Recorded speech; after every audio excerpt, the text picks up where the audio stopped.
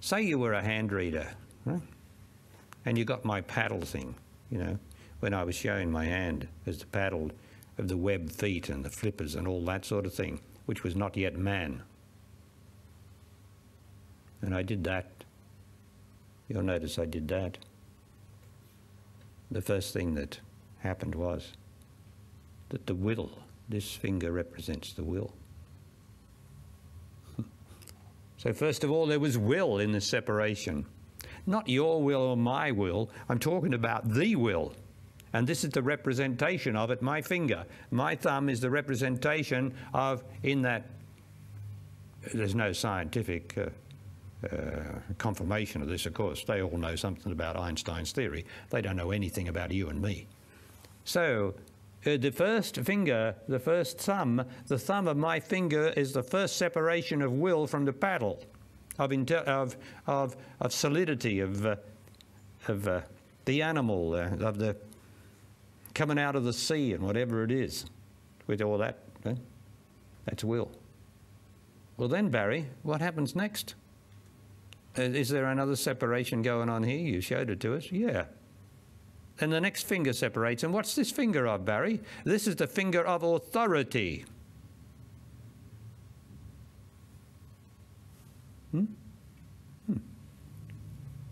So we got will and some sort of authority.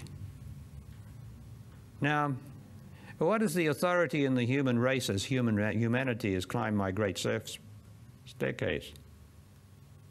Usually it's these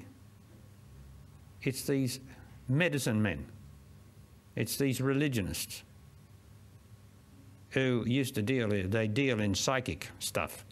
The religions, they all deal in psychic stuff. And so this is become probably the symbol of religion, which it is, the finger of Jupiter.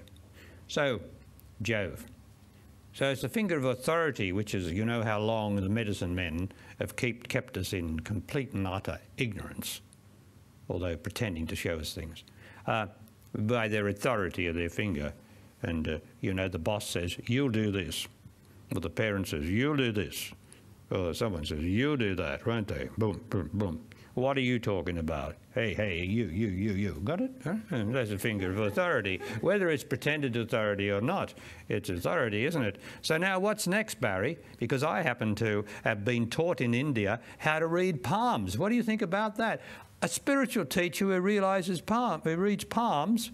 No, I don't read them. I have the knowledge of it. I don't read them. I just have that knowledge.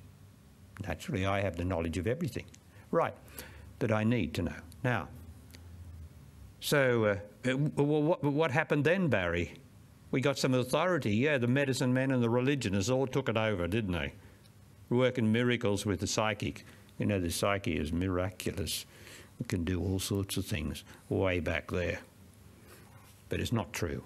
Anyway, so what's the next finger, Barry, that separated in this paddle and made man? This is the finger. This is the finger of Saturn. The middle finger of equilibrium that allows man to have some equilibrium in his life. Good old Saturn, which everybody is a bit frightened of, because Saturn usually stands for negation. Negation negates your favourite idea of yourself, negates your favourite idea of all your plans and everything. Saturn sitting on you will soon drive you down until you give it up. But that will bring about an equilibrium here compared to this. And also it's very intelligent. And then what was necessary next, Barry? What was necessary next?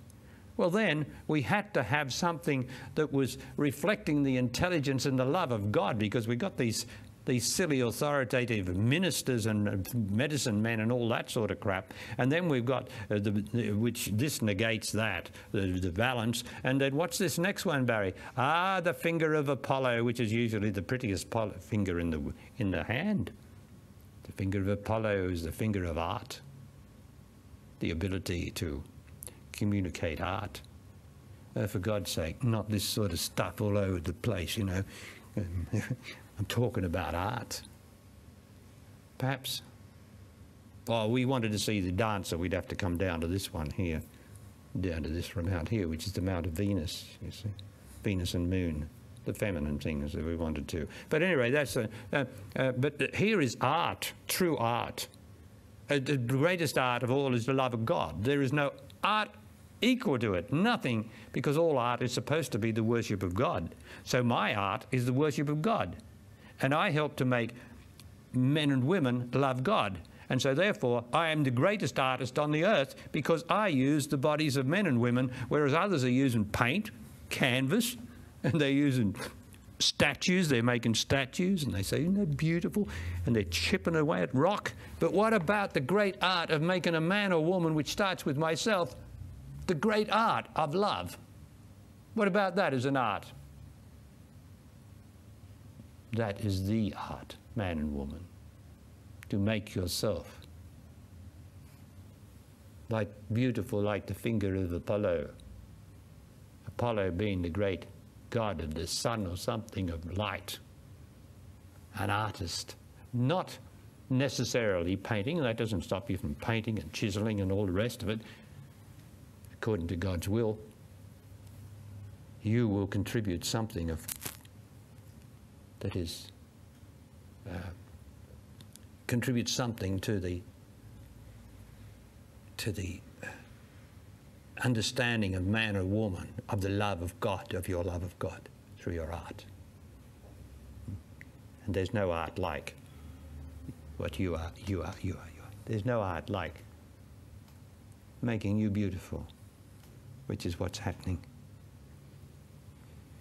And then having got that, we get a nice balance here. We've got some will here, we've got authority here, the religions, which we can't avoid. And then we got the balance here, and then we got the sheer artistry of love of God and art for love purposes, right? And then we have this little finger here, which is the finger of Mercury, which is the finger of writing and speaking and communication. So when you get all that, you get not the human condition, humanity, or you and me, right? Here we are in these 5 fingers, along with Moon and Venus and Mars and all the rest of it, all in the hand. Isn't that amazing? Science doesn't know anything about it. Isn't that terrible? And the scientist's own hand. He doesn't know anything about it because he's not concerned with self-knowledge, is he? He's concerned with knowledge of everything outside himself but his own beautiful body, which has all these secrets in it.